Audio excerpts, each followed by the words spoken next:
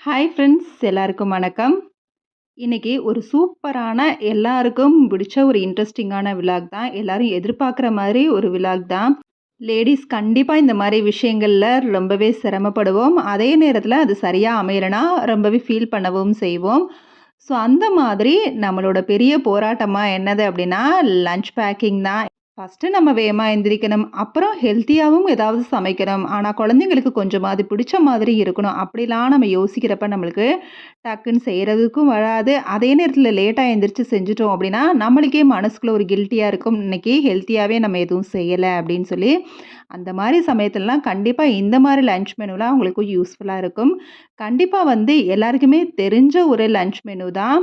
இருந்தாலும் உங்களுக்கு வந்து கொஞ்சம் யூஸ்ஃபுல்லா இருக்கும். பிகினர்ஸ் யாராவது இருந்தீங்கன்னா, அவங்களுக்கு கொஞ்சம் யூஸ்ஃபுல்லா இருக்குங்கிற மாரி தான் 5 நாள் காலையில என்னோட வேலைகள வந்து அதாவது லஞ்ச் வேலைய மட்டும் உங்ககிட்ட வந்து ஷேர் பண்ணியிருக்கிறேன்.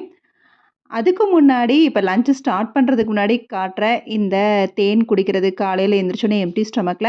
அப்புறம் ஃப்ரிட்ஜ்லேருந்து எடுத்து வைக்க வேண்டியதெல்லாம் எடுத்து வச்சுட்டு, ஒரு 1/2 அன் ஹவர் ஒர்க் அவுட் பண்றது. அப்புறம் ஒரு 1/2 அன் ஹவர் கழிச்சு நெல்லிக்காய் ஜூஸ் குடிக்கிறது. இது வந்து என்னோட ரெகுலர் ஒர்க்கு. இதுதான் மார்னிங் வந்து எல்லா நாளுமே நான் பண்ணக்கூடிய வேலை. ஸோ நான் வந்து இந்த வீடியோல ஃபுல்லா லஞ்ச் பேக்கிங் மட்டும் தான் ஷேர் பண்ணியிருக்கிறேன். என்னோட பிரேக்ஃபாஸ்ட் ரெசிபிலாம் வந்து காட்டல. இல்லன்னா வீடியோ வந்து ரொம்பவே லென்த்தியா போகும் அப்படிங்கிறதுக்காக.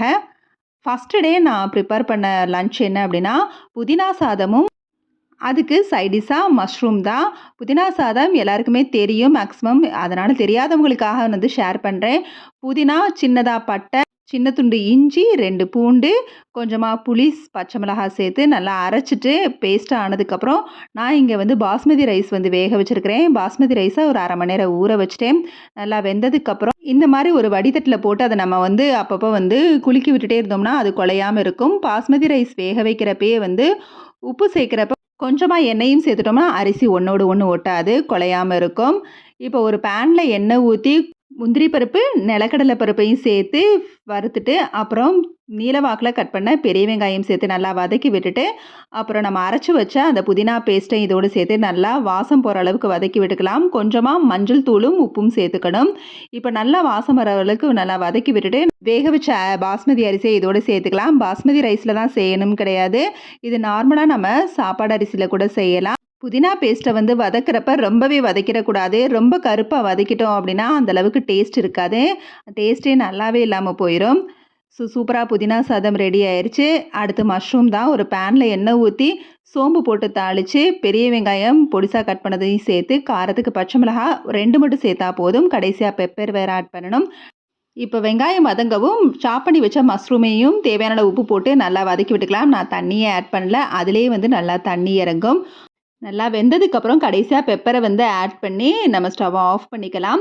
மஷ்ரூம் எப்பவுமே சாப் பண்ணுறதுக்கு முன்னாடி வாஷ் பண்ணிட்டு கொஞ்சம் நேரம் ட்ரை பண்ணிவிட்டு அப்புறம் வந்து சாப் பண்ணோம்னா நிறைய வந்து தண்ணி இறங்காது. ஸோ வாங்க மண்டே லஞ்ச் பேக்கிங் இதான் புதினா சாதமும் பெப்பர் ஃப்ரை ஸ்நாக்ஸுக்கு கருப்பு திராட்சையும் கொஞ்சமா மோரும் வச்சிருக்கிறேன். மோர் வந்து சீரகம், பச்சை மிளகாய், கருவேப்பிலை, மல்லி இலை சேர்த்து வச்சிருக்கிறேன். சூப்பரா மண்டே லஞ்ச் மெனு முடிஞ்சிச்சு. அடுத்து டே 2 மார்னிங் வந்து எழுந்ததும் எப்பவும் போல் நான் பண்ணுற ஒர்க்கெல்லாம் வந்து பண்ணிட்டேன் நெல்லிக்காய் ஜூஸ் குடிக்கிற வரைக்கும். அடுத்ததாக லஞ்சுக்கு என்ன ரெடி பண்ணிகிட்ருக்கேன்னா, ஃபஸ்ட்டு எடுத்ததும் அரிசி நான் வந்து ஊற வச்சுட்டேன்.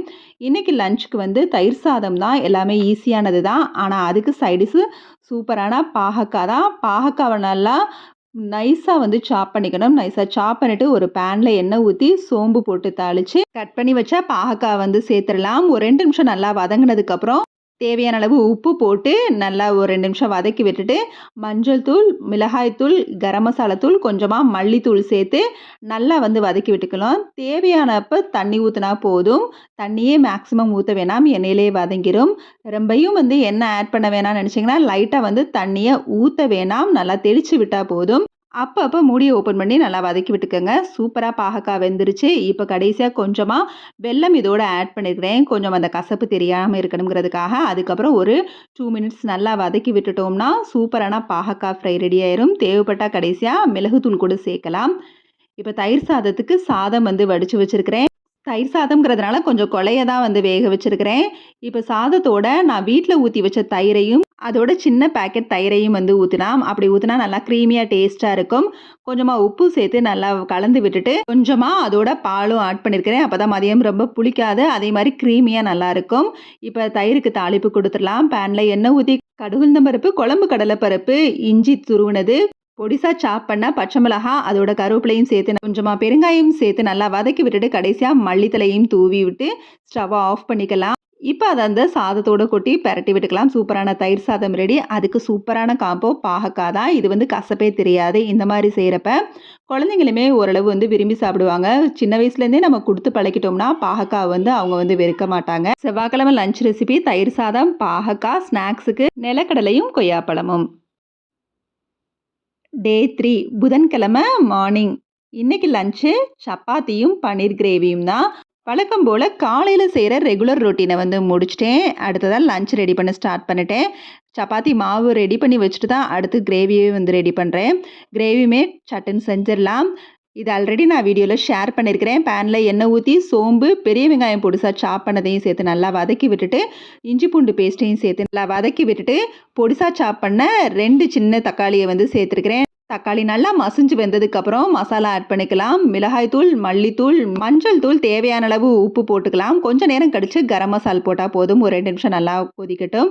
இப்ப தண்ணி தேவையான அளவு ஊத்தி ஒரு 5 நிமிஷம் கொதிச்சதுக்கப்புறம் கரம் மசாலாவையும் ஆட் பண்ணி ஒரு 10 நிமிஷம் கொதிக்கட்டும். கரம் மசாலா ஆட் பண்ண 5 நிமிஷத்துலேயே சுகரும் ஆட் பண்ணணும் விருப்பப்பட்டா.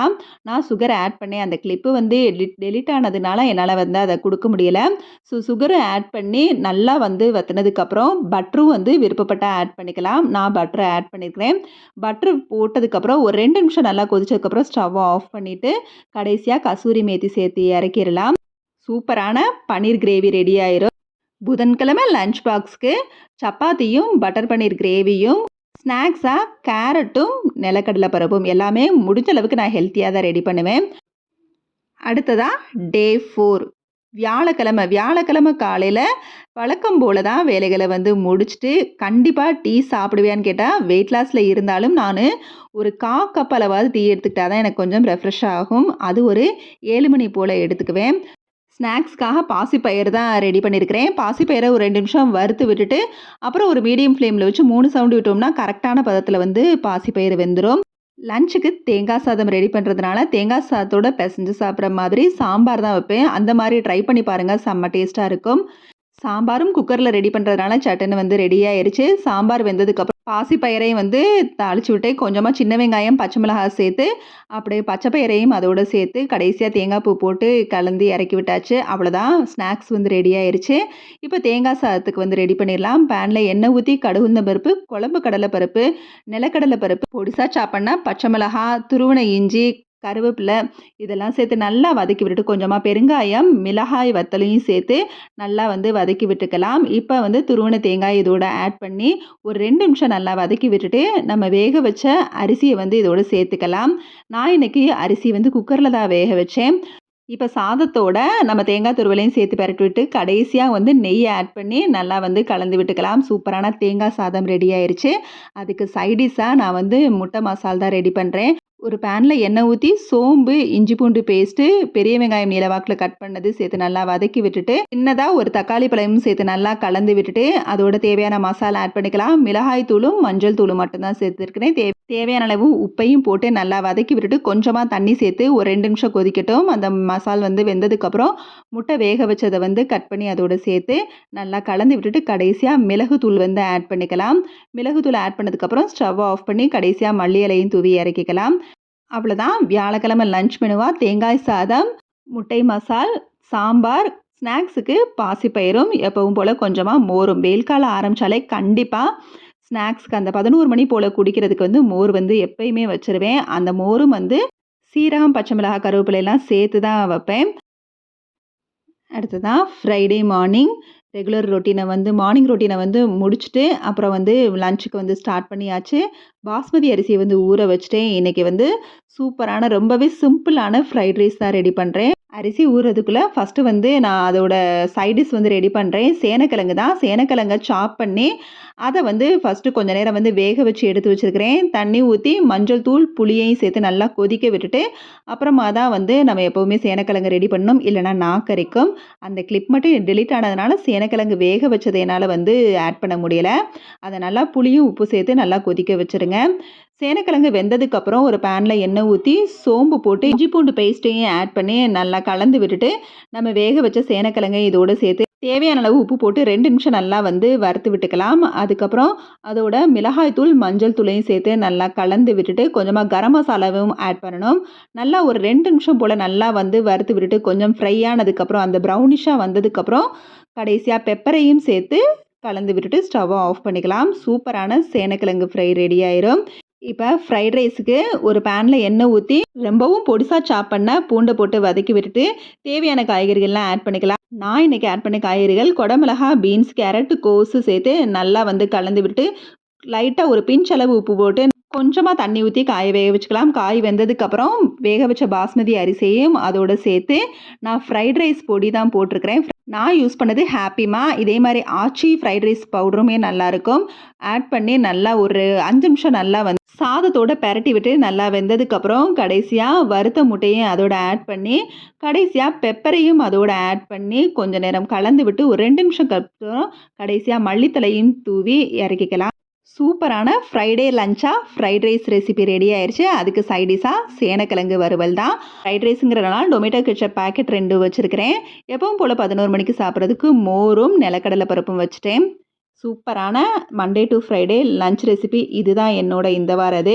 வீடியோ பிடிச்சிருந்தா கண்டிப்பாக லைக் பண்ணி, ஷேர் பண்ணி, மறக்காமல் சப்ஸ்கிரைப் பண்ணுங்கள். Okay, bye. தேங்க்ஸ் ஃபார் வாட்சிங்.